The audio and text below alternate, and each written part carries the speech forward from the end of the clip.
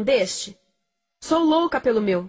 Na verdade, adoro todas as minhas coisas. Já se perguntou de onde vêm todas as coisas que compramos e para onde vão quando nos desfazemos delas? Não conseguia deixar de pensar nisso, por isso quis saber mais sobre o assunto. E os livros diziam que as coisas se deslocam ao longo de um sistema. Da extração para a produção, para a distribuição, para o consumo e para o tratamento de lixo. Isso tudo se chama a economia de materiais. Bem, estudei um pouco mais.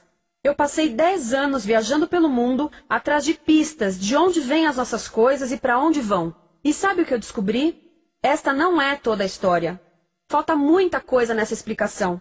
Em primeiro lugar, neste sistema parece que está tudo bem, sem problemas. Mas, na verdade, é um sistema em crise, porque trata-se de um sistema linear. E nós vivemos num planeta finito. E não se pode gerir um sistema linear num planeta finito, indefinidamente. Em todas as suas etapas, este sistema interage com o mundo real. A vida real não acontece numa página em branco.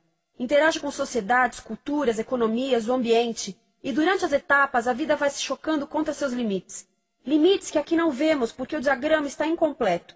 Então, voltemos atrás para preencher alguns espaços e ver o que falta. Uma das coisas mais importantes em falta são as pessoas. Sim, pessoas. As pessoas vivem e trabalham em todas as etapas desse sistema, onde algumas são um pouco mais importantes que outras. Algumas têm maior poder de decisão. Quem são elas? Comecemos pelo governo. Meus amigos dizem que eu devia usar um tanque para simbolizar o governo. E isso é uma realidade em muitos países. E cada vez mais também no nosso. Afinal, mais de 50% dos nossos impostos vão para os militares. Mas vou usar uma pessoa para simbolizar o governo. Porque acredito nos valores e na visão de que o governo deve ser das pessoas, pelas pessoas, para as pessoas. A função do governo é olhar por nós, cuidar de nós. Esse é o seu trabalho. Depois vem as corporações. O que leva as corporações a parecerem maiores que o governo é porque elas são maiores que o governo. Atualmente, entre as 100 maiores economias da Terra, 51 são corporações. À medida que as corporações foram crescendo, em tamanho e poder, assistimos a uma pequena mudança no governo, como se estivessem mais preocupados com o bem-estar deles do que com o nosso. Muito bem, então vejamos o que mais falta nessa imagem. Começaremos pela extração, que é uma palavra pomposa para exploração de recursos naturais, que por sua vez é uma palavra pomposa para destruir o planeta. A verdade é que cortamos as árvores, arrebentamos as montanhas para extrair os metais, consumimos toda a água e exterminamos os animais. Aqui enfrentamos o nosso primeiro limite. Estamos ficando sem recursos naturais. Estamos utilizando demasiados materiais. Sei que isto pode ser difícil de ouvir, mas é a verdade. Por isso temos que lidar com isso. Durante apenas as 3 últimas décadas, foram consumidos 33% dos recursos naturais do planeta. Desapareceram. Cortamos, minamos, perfuramos e destruímos o planeta tão depressa que estamos debilitando a capacidade do planeta para sustentar o nosso modo de vida. Onde eu vivo, nos Estados Unidos, resta-nos menos de 4% da nossa floresta original. 40% dos cursos de água estão impróprios para o consumo. E o nosso problema não é apenas estarmos utilizando demasiados recursos, mas o fato de estarmos utilizando mais do que a nossa parte. Temos 5% da população mundial, mas usamos 30% dos recursos mundiais. Se todos consumissem ao ritmo dos Estados Unidos, precisaríamos de 3 a 5 planetas. E sabem uma coisa? Só temos um. Então, a resposta do meu país a essa limitação é simplesmente ir tomar dos outros. Este é o terceiro mundo, que alguém dirá tratar-se apenas de uma expressão para designar o local para onde foram as nossas matérias-primas. E o que é que acontece? A mesma coisa, destruição do local. 75% das zonas de pesca do planeta estão sendo exploradas ao máximo ou além da sua capacidade. Desapareceram 80% das florestas originais do planeta. Só na Amazônia perdemos 2.000 árvores por minuto, o equivalente a um campo de futebol por minuto. Então, e as pessoas que vivem aqui? Bem, de acordo com esses sujeitos, eles não são donos desses recursos. Mesmo que vivam lá há gerações. Não são donos dos meios de produção, nem compram muitas coisas. Nesse sistema, quem não possui nem compra muitas coisas não tem valor. A seguir, as matérias-primas seguem para a produção, onde utilizamos energia para misturar químicos tóxicos com recursos naturais para produzir produtos contaminados com tóxicos. Há atualmente no comércio mais de 100.000 químicos sintéticos. Apenas um punhado foi testado para avaliar o seu impacto na saúde, e nenhum foi testado em relação aos impactos sinérgicos na saúde, ou seja, a interação com todos os outros químicos aos quais estamos expostos diariamente.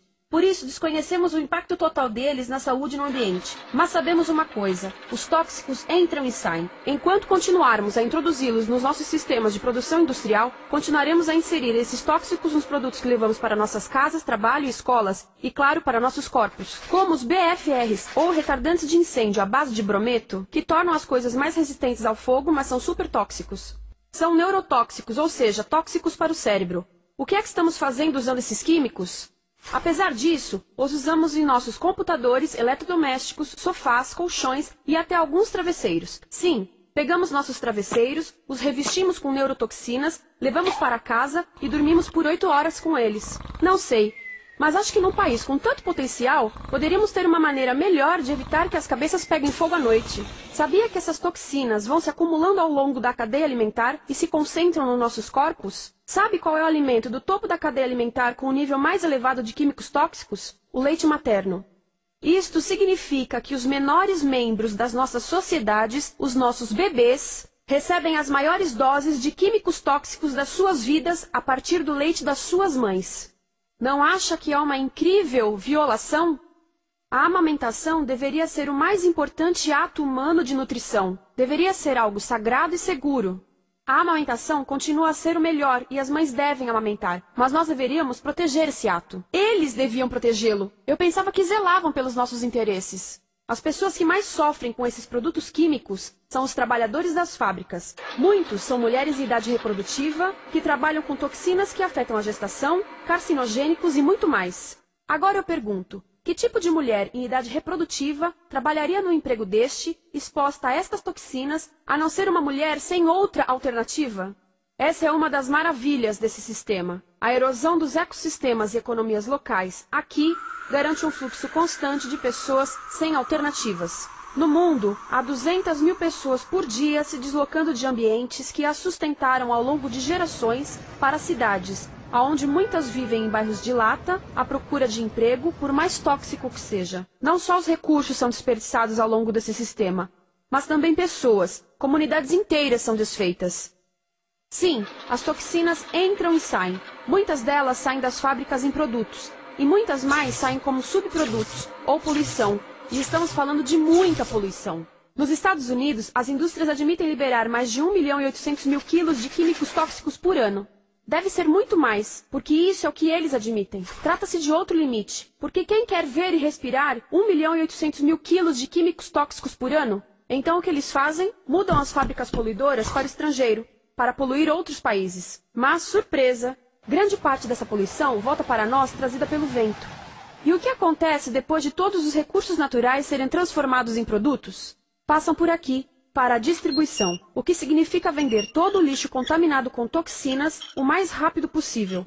Aqui, o objetivo é manter os preços baixos, com as pessoas comprando os produtos em constante movimento. Como eles mantêm os preços baixos? Pagam salários baixos aos trabalhadores das lojas e restringem o acesso aos seguros de saúde sempre que podem. Tudo se resume em exteriorizar os custos. O verdadeiro custo da produção não se reflete no preço. Em outras palavras, não pagamos aquilo que compramos. Outro dia estive pensando nisto. Ia a caminho do trabalho e queria ouvir as notícias. Por isso entrei numa loja para comprar um rádio. Encontrei um pequeno rádio verde e engraçado que custava $4,99. Na fila do caixa pensei, como $4,99 podem refletir o custo da produção e transporte desse rádio até ele chegar nas minhas mãos? O metal deve ter sido extraído na África do Sul. O petróleo provavelmente do Iraque. O plástico produzido na China e talvez montado por uma criança de 15 anos numa fábrica do México. $4,99 não paga nem o aluguel do espaço ocupado na prateleira, nem parte do salário do empregado que me atendeu, ou as viagens de navio e caminhão que o rádio fez. Foi assim que eu percebi que eu não paguei o valor do rádio. Então, quem pagou? Estas pessoas pagaram com a perda do espaço dos seus recursos naturais. Estas pagaram com a perda do ar puro, com o aumento de doenças como asma e câncer. As crianças do Congo pagaram com o seu futuro, pois 30% delas abandonam a escola para trabalhar nas minas de coltan, um metal que usamos em aparelhos eletrônicos baratos e descartáveis. Estas pessoas pagaram por não ter direito ao seguro de saúde. Ao longo desse sistema, pessoas contribuíram para que eu comprasse o rádio por $4,99. Mas essas contribuições não são registradas por nenhum contabilista. É isto que eu quero dizer com exteriorizar o verdadeiro custo de produção. E isso nos leva à seta dourada do consumo. O coração do sistema, o motor que impulsiona. É tão importante proteger esta seta que se tornou prioridade daqueles dois sujeitos.